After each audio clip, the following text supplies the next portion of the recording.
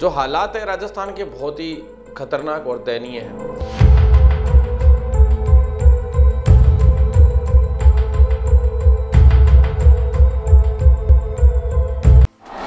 नमस्कार, मैं हूं आपके साथ प्रदीप आजाद। राजस्थान सरकार के लिए वाकई भूपेंद्र सारण काफी बड़ा मुद्दा बना हुआ था। भूपेंद्र सारण, सुरेश ढाका, ये दो वो शख्स जो मास्टरमाइंड के रूप में चर्चाओं में थे, पुलिस की जांच में थे, पुलिस के रडार पर थे और पुलिस की तफ्तीश में भी थे।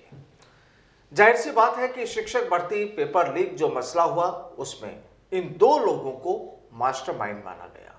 लेकिन आखिरकार एसओजी ने सरकार की आधी नाक तो बचा ली भूपेंद्र सारण को बेंगलुरु एयरपोर्ट से गिरफ्तार करने के बाद। और अब लगातार भूपेंद्र सारण से जो पूछताछ के बाद जो बातें सामने आ रही है, पूरा घटनाक्रम आ रहा है कि कहां कहां रुका राजस्थान में, कौन कौन से उसके ठिकाने रहे, किन लोगों ने उसकी मदद की, तमाम चीजें यहां पर रही।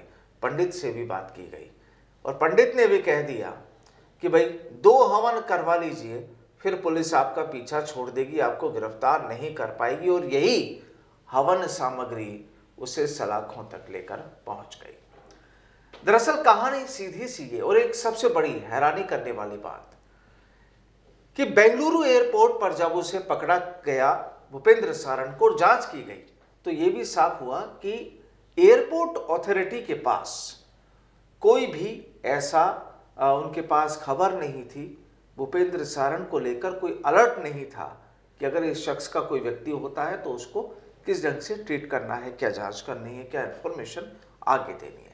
जाहिर सी बात है कि राजस्थान में पेपर लीक का मसला लंबे समय से चल रहा है और अब इस समय भी शिक्षक भर्ती परीक्षा राजस्थान में चल रही है। शनिवार से शुरू हुई ये परीक्षा अब 1 मार्च तक चलेगी, यानी 5 दिन का इस परीक्षा का कारवां। शनिवार को भी ये बातें सामने आई, अफवाहें फैली, मामला उठा कि जोधपुर में पेपर लीक हुआ, लेकिन उसके बाद सरकारी सूत्रों का कहना ये कि ऐसा कुछ भी नहीं हुआ।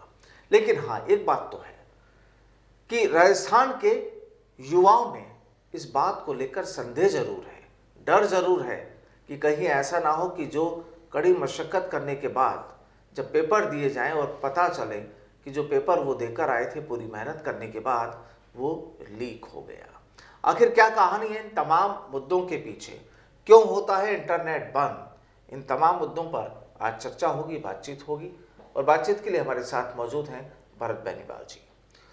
भरत जी, देखिए, सीएचओ का मामला भी जो 19 फरवरी को जो पेपर हुआ वो अभी अटका हुआ है। एसओजी की जब पूरी पुष्टि हो जाएगी, जांच हो जाएगी, उसके बाद कुछ क्लियर हो पाएगा कि वो पेपर लीक हुआ या नहीं हुआ। पहली बात, भूपेंद्र सारण को राजस्थान पुलिस, राजस्थान एसओजी ने बेंगलुरु एयरपोर्ट से पकड़ा। बिल्कुल, ठिकाने भी सामने है, कहां कहां रुका। तो जाहिर सी बात है, सवाल ये भी खड़े होते हैं कि उन इलाकों की पुलिस क्या कर रही थी। सरकार के पास क्या कोई इनपुट नहीं मिल रहा था कि उन्हें समय रहते ही पकड़ा जा सके। ये जो तमाम चीजें हैं, क्या लगता है कि हो क्या रहा है और चल क्या रहा है? जी देखिए, चलने का और होने का तो अपन सब अभी मीडिया पे, सोशल मीडिया पे अच्छे से देख ही रहे हैं। जो हालात है राजस्थान के बहुत ही खतरनाक और दयनीय हैं।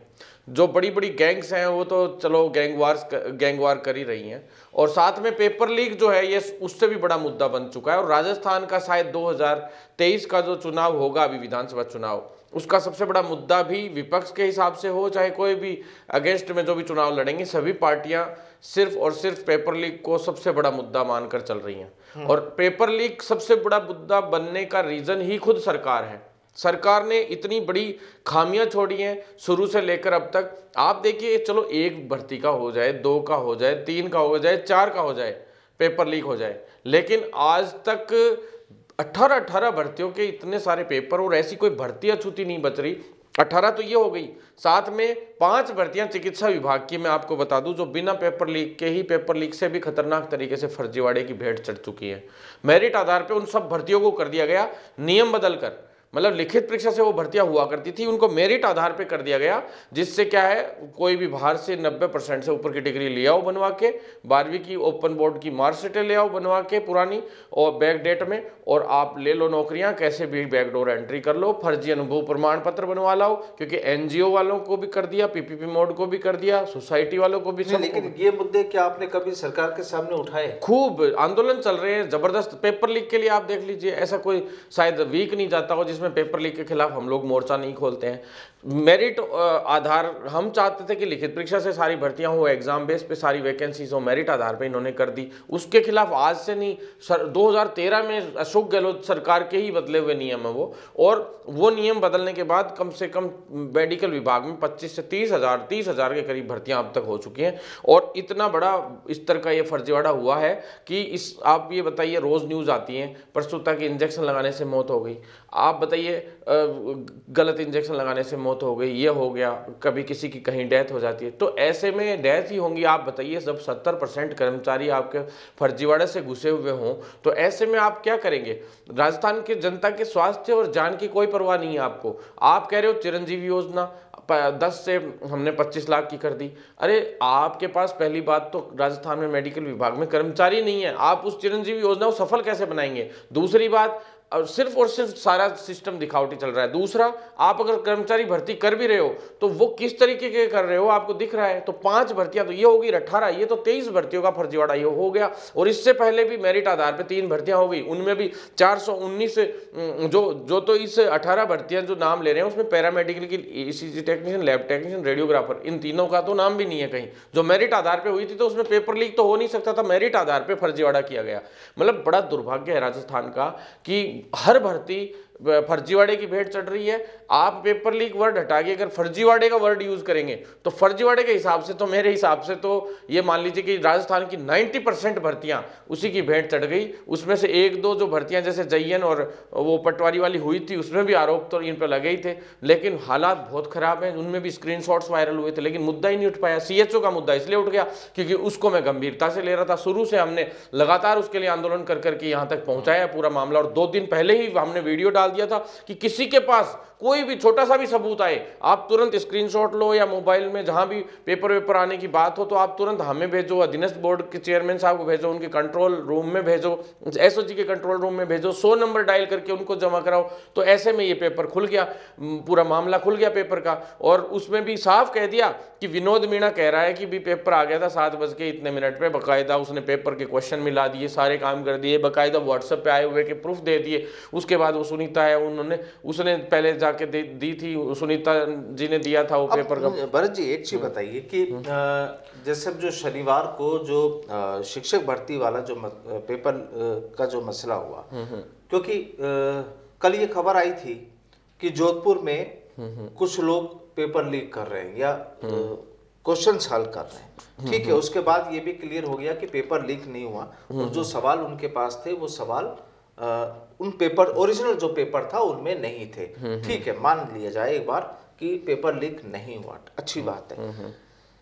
जब भूपेंद्र सारण पकड़ में आया उसके बाद ये सवाल उठने लगे थे कि क्या अब इस तरह का कोई मामला होगा राजस्थान में या नहीं होगा, वो भी आने वाले दिनों में देखेंगे। लेकिन बड़ा सवाल सीधा सा ये कि अब इस गोरख धंधे के पीछे कुछ वो शातिर दिमाग भी काम करने लगे हैं जो ठगी जैसी, हो सकता है कि जोधपुर वाले में यहाँ भी कोई सौदेबाजी रही होगी। यहाँ भी अगर 29 बच्चों से जब पूछताछ हुई, जब एक साथ सारे लोग बैठे मिले, परीक्षा का हल करवाने वाले भी 4-5 लोग वहां पर मौजूद थे, ये जो तमाम चीजें हैं ये इसे ठगी के तौर पर भी देखा जा सकता है, कुछ पैसों का लालच भी यहाँ पर देखा जा सकता है। और सबसे बड़ी चीज, ठीक है, जो क्रिमिनल माइंडेड है वो अपना खेल कर रहा है, लेकिन बाकी के जो स्टूडेंट्स हैं अगर उनसे आप कम ज्यादा जो भी पैसा लेते हैं वो करके पैसा देके अगर आप वहां पर पहुंचते हैं तो तो इसमें स्टूडेंट्स की भी तो लापरवाही है। जी बिल्कुल, स्टूडेंट्स की खुद की लापरवाही है। सीएचओ में पकड़ में ही क्यों आए? क्योंकि स्टूडेंट्स खुद जागरूक हुए। हमने जागरूकता अभियान चलाया इसके लिए, और हर एक युवा जब तक जागरूक नहीं होगा, वो कई युवा सोचते हैं हमारे गांव का व्यक्ति यार क्यों बेमतलब में किसी के साथ गलत करेंगे वो। अरे वो तुम्हारे साथ जो गलत कर रहा है, तुम्हारी सीटें खा रहा है, तुम्हारे भाई की सीटें खा रहा है जो एक तरीके से फर्जीवाड़े से, तो ऐसे व्यक्ति को क्यों नहीं रोकोगे तुम? आप ये देखिए हर तरीके से आस पड़ोस में, रिश्तेदारियों में ये कर करके ऐसे ऐसे लोग, वो लोग तो सेलेक्ट हो जाते हैं, और जो पढ़ने वाला युवा है वो बेचारा लोन ले लेके पढ़ाइयाँ करता है, रात दिन धक्के खा के बसों में आता है, और वो सहन नहीं हो पाता उसका। अब आप देखिए कल जोधपुर वाले मामले की मैं बताऊं आपको, जोधपुर वाले मामले में मैंने उससे पहले ही स्टेटमेंट दिया था आपको, आज भी कह रहा हूं कि अब अगर पेपर लीक हो भी जाएगा रीट में, तो भी सरकार यही कहेगी, उसको कैसे भी दबाएगी, मैं आपको गारंटी दे रहा हूं, क्योंकि हालात ऐसे बन चुके कि अगर ये रीट है, ये सरकार की नाक का सवाल बन चुका पूरी तरह से। और अब ये चुनावी माहौल में रंग चुका है पूरा राजस्थान, और ऐसे में सरकार कभी नहीं चाहेगी अगर पेपर कोई कैमरे के सामने लेके यूं खड़ा भी हो जाए तो उसको भी पकड़ के डालने तक की नौबत आ सकती है। ये बता देता हूं मैं आपको, जिस तरह से जो लोगों में चर्चाएं चल रही हैं वो बात मैंने आपके सामने रखी। ठीक है। दूसरी बात जो है, भूपेंद्र सारण के आने से आपने अभी कहा कि भाई लोगों में ये माहौल हो सकता है कि भाई हाँ कुछ पेपर लीक पे लगाम लगेगी। ऐसा बिल्कुल भी नहीं है, क्योंकि 18 भर्तियां हैं, 18 भर्तियों में पेपर लीक हो चुका है, और आज 19 आजकल में जो भी कल पेपर वाला जो गड़बड़ी हुई वो 19वां नाम जुड़ गया था एक बार रीट का, वापस से रीट का सेकंड राउंड हो गया था एक तरीके से। तो आप देखिए क्या भूपेंद्र सारण इन सभी पेपर्स में इन्वॉल्व था? वो तो 3-4 पेपर में, 5 में होगा। लेकिन जो गैंग्स है राजस्थान में, जो असली जो माफिया है, भूपेंद्र सारण से लेके लास्ट सुरेश ढाका तक जांच खत्म हो जाएगी। जबकि रियल में इन चीजों को डील करने वाले जो उच्च स्तर पे राजनीतिक संरक्षण वाले लोग बैठे हैं, बिजनेस क्लास के लोग बैठे हैं, कुछ एक लोग ब्यूरोक्रेसी के बैठे हैं। आप देखिए, अब मान लीजिए कहीं भी किसी भी एरिया में या आप देखिए कहीं भी गैंगवार हो रहे हैं, लॉरेंस बिश्नोई को पकड़ के लाया जा रहा है। आप लॉरेंस बिश्नोई को पकड़ने की बजाय उनको पकड़िए ना जो जेल के अंदर बैठे हैं और वो उस जेल को डील कर रहे हैं अधिकारी, और उसके अंदर लॉरेंस बिश्नोई वहां से फोन कर देता है बाहर की साइड में और वो क्राइम को अंजाम दे देता है। आप कैसे साबित करोगे कि लॉरेंस बिश्नोई ने उनको मरवाया है? कभी साबित ही नहीं कर सकते आप। तो मेन मुकदमा तो उन लोगों पे दर्ज होना चाहिए जो मर्डर, जिनके इशारे पे, जैसे किसी के इशारे पे हो गया मर्डर और गैंगवार हो गया। लेकिन हुआ किसकी वजह से? लॉरेंस बिश्नोई की वजह से नहीं हुआ है। वो मर्डर हुआ है उन जेलर की वजह से, उस पुलिस प्रशासन की वजह से, जो पुलिस के कुछ एक अधिकारी इन लोगों से मिले रहते हैं, उनकी वजह से ये सारे मर्डर हो रहे हैं। आप उस नेक्सस को जब तक नहीं तोड़ेंगे, संभव ही नहीं है कि आप क्राइम को रोकें। यही हालात पेपर लीक के हैं। जब तक ये पेपर लीक नहीं रुकेगा, जब तक इनके पूरे नेक्सस को नहीं तोड़ेंगे। आप देखिए मुद्दे, गैंगवार के खिलाफ तो पहली बात तो कोई मुद्दा ही नहीं उठाता क्योंकि बहुत बड़ा जिगर चाहिए। दूसरी चीज, पेपर लीक के खिलाफ मुद्दा उठता है, मुद्दे भी कौन उठाते हैं? इन्हीं के लोग उठाते हैं। 1-2 दिन पेपर्स में आती है, 2-4 दिन कोई नेता लोग उस मुद्दे को उठाते हैं, फिर उसको धीरे धीरे करते करते ठंडे बस्ते में ले आते हैं, क्योंकि युवा उस वक्त आक्रोशित रहता है, लोहा गर्म रहता है। तो सरकार को पता है कि आंदोलन बड़ा हो जाएगा, ऐसे में ये अपने लोगों को उसमें आंदोलनों में घुसाते हैं और फिर धीरे धीरे उस आंदोलन को ठंडा कर देते हैं, ताकि कोई और लीडर, अच्छा लीडर नहीं आ जाए और कोई और नेतृत्व करता है, या ये युवा उस आक्रोश के साथ पूरी सड़कें जाम नहीं कर दें, पूरी सरकार के खिलाफ बड़ा मोर्चा नहीं खोल दें। तो इस तरह से पूरी गणित के साथ सारा काम होता है। क्या लगता है कि जिस तरीके से जब एग्जाम होते हैं, अधिकतर कई बार नेटबंदी होती है, बिल्कुल, क्या लगता है कि नेटबंदी से आप पेपर लीक को रोक देंगे, या नेटबंदी से आप इस तरह की समस्याओं को दूर कर देंगे? जी, नेटबंदी से राजस्थान की तो हालत ये है कि आज, पहले तो जम्मू कश्मीर में हुआ करती थी नेटबंदी, जिस तरह से आतंकी हमले या नक्सली एरियो में हुआ करते थे। आज हालात राजस्थान के उनसे भी बुरे हैं, मतलब जम्मू कश्मीर और नक्सली एरियो से ज्यादा नेटबंद राजस्थान में होने लग गया। आप खुद सोचिए इस बात को, नेटबंदी से पेपर लीक तो रुके नहीं रुके, लेकिन पेपर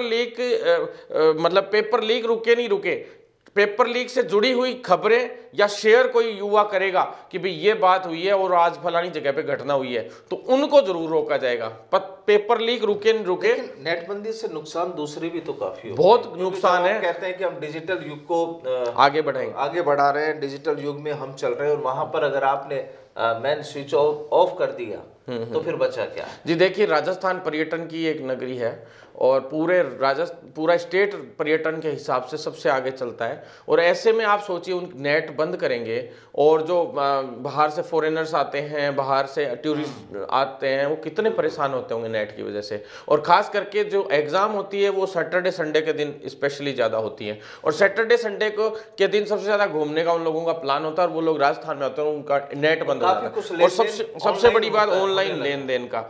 आप देखिए, बिजनेस तो पूरा ही ठप हो जाता है, क्योंकि आजकल जो ज्यादा से ज्यादा लोग, आजकल कैश पैसे बहुत कम लोग रखने लग गए। सारे लोग फोन पे, पेटीएम, ये इन्हीं के थ्रू चलने लग गए, गूगल पे, सभी से। तो आप देखिए उन लोगों के साथ कितनी गलत। परीक्षा युवाओं की नहीं, परीक्षा आम जनता की भी रहती है उस दिन। ये उनकी परीक्षा इस नेट की वजह से शुरू होती है कि उनको कैसे जीवन व्यतीत करना है। तो कुल मिलाकर सरकार के सामने वाकई चुनौतियां कई हैं और सरकार को सोचना होगा इन तमाम मुद्दों को लेकर कि क्या वाकई किसी एक को पकड़ने से आप उसके पूरे नेक्सस को तोड़ देंगे, क्या आप आखिरी कड़ी तक पहुंच जाएंगे। सवाल ये भी कि उस नेक्सस में शामिल जो भी सफ़ेदपोश लोग हैं, क्या उनकी गिरबान तक आपके हाथ पहुंच पाएंगे। क्या नेट बंद करने से नकल जैसे मामले रुक सकते हैं। क्या केवल नेट बंद होना ही, क्योंकि अगर नेटबंदी से ही अगर नकल रुकते तो फिर तो शायद इस तरह के पेपर लीक के मसले होते भी नहीं, क्योंकि अक्सर नेट बंद का दौर देखा जा सकता है।